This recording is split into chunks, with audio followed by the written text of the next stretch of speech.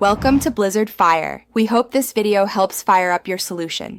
You'll start by confirming the timeline and workspace are ready. Open your project and position the playhead at the cut where you want to preview transitions. Make sure the program monitor and effects panels are visible. These let you see and control transition behavior.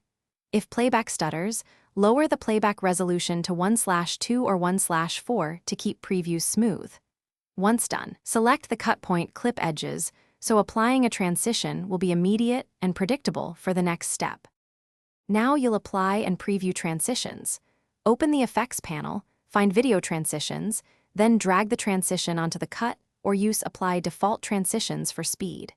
Play the timeline to preview in the program monitor and watch how motion and timing read on screen. If the transition feels off, pause and adjust the in and out handles directly on the timeline to shorten or lengthen duration.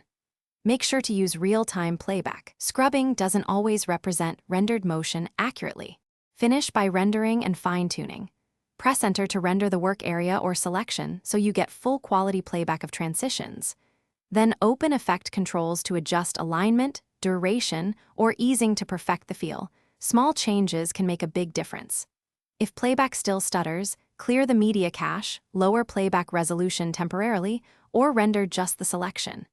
If a transition won't preview correctly, make sure clips have sufficient handles and that GPU acceleration is enabled. Then re-render and check again. Thanks for watching. If you found this helpful, don't forget to like and subscribe.